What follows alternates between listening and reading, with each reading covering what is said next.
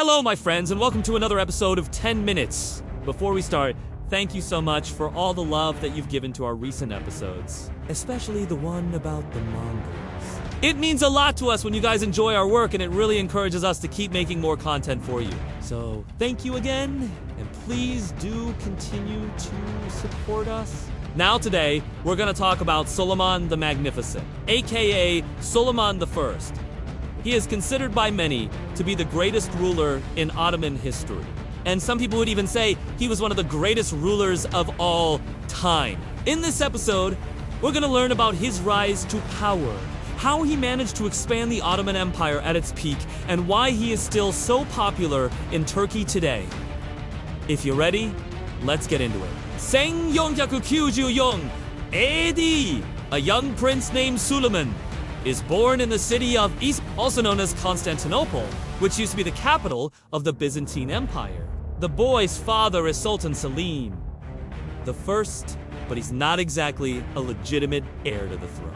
You see, the Ottomans followed a tradition of having harems. Harems are basically groups of women, usually from different nations, who live together in a royal palace and compete for the affection of the sultan.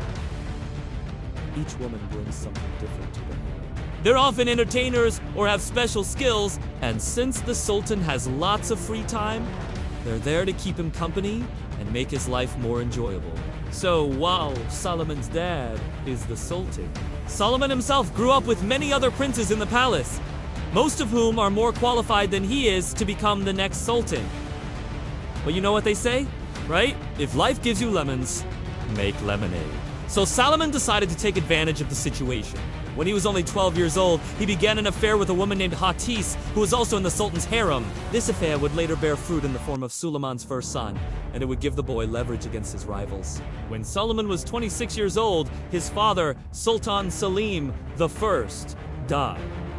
We don't know how he died. Some sources say he drowned in a bath, others say he was poisoned by members of his own family. Either way, now that his father was dead, Solomon was now the Sultan of the Ottoman Empire. Now, just because he became sultan doesn't mean he had everything settled. He still had to deal with those rival princes from the harem, and he dealt with them by marrying them off to foreign princesses. Now, this might sound contradicting. Like, if you wanted to get rid of your rivals, why would you marry them off to foreign princesses? Well, that's because by doing this, Solomon could control them better. By marrying them off, he removed them from the picture and replaced their political ambitions with domestic duties. This made it much easier for him to rule without fear of betrayal or civil war. At this point, you might think that Solomon was a cold-hearted, calculating ruler, and you wouldn't be wrong. But he was also a very intelligent man who knew how to use every opportunity to his advantage. One of these opportunities came in the form of a Russian princess named Sofia. She was the daughter of Grand Prince Vasily the Third of Moscow, and she had been promised to an older member of the Ottoman royal family named Ahmed.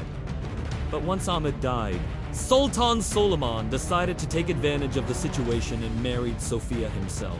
This marriage would prove to be very important later on, so pay attention. Suleiman ruled like an absolute monarch. He implemented new laws and reformed the entire judicial system. He built schools, hospitals, and mosques all across the empire. And he even invited European scientists and artists to come to Istanbul and share their knowledge. During his reign, Istanbul became the cultural center of the world.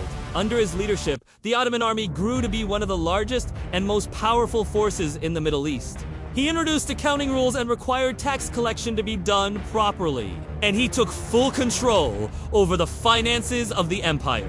With this newfound wealth, he launched military campaigns to conquer vast amounts of land. And he did just that. He conquered Belgrade, Rhodes, and Budapest. His navy defeated the Knights of St. John at the Battle of Jerusalem. He led campaigns into North Africa, conquering Tunis, and even invaded the Middle East. As he expanded his territory, he incorporated new people into the empire, and he did this by introducing the millet system. With this system, minorities were allowed to keep their religion and customs if they paid a special tax. In exchange, he protected them from any external threats. Thanks to this policy, the Ottoman Empire was able to thrive for centuries. And now I want to tell you about one of the most interesting aspects of his personality, and that is that he loved music and art. He would spend hours playing the UID, which is a stringed instrument similar to a guitar. And he was so passionate about music that he even composed his own pieces. He wrote poetry and was particularly interested in astronomy. He kept a detailed diary and studied the stars in his spare time. There is even a story that says that one night he saw a shooting star and thought it was a sign from God that he should become caliph. Anyway, he commissioned the construction of observatories and encouraged his people to learn about the universe. And he wasn't alone in this. Many rulers around the world were fascinated by the cosmos at this time. And if you want to learn more about this period of history, we have an entire episode dedicated to the Age of Discovery. The Sultanate wasn't all good times, though. Even though he was a great leader, he sometimes made mistakes. For example, he appointed one of his wives, Roxolana, to be in charge of the finances of the empire, and she turned out to be corrupt and greedy. She stole a lot of money and gave it to her lover, which didn't make Suleiman very happy. He also had a difficult relationship with his sons. His oldest Mustafa was the result of his first affair with a woman from the harem, and the Sultan never really trusted him. So when Mustafa committed an offense, no matter how small, he punished him harshly. His second son, Selim, was born from his marriage with Sophia, the Russian princess we mentioned earlier. And while Solomon loved the boy, he couldn't trust him either. You see, Selim had a condition called porphyria, which made his skin look really bad. So Solomon thought that if he sent him to rule over Egypt, everyone would think that he was insane. And then rumors would spread about how sick his son was, and that would make him look bad as a ruler. So in order to protect his reputation, he put Selim under house arrest and never allowed him to leave the palace.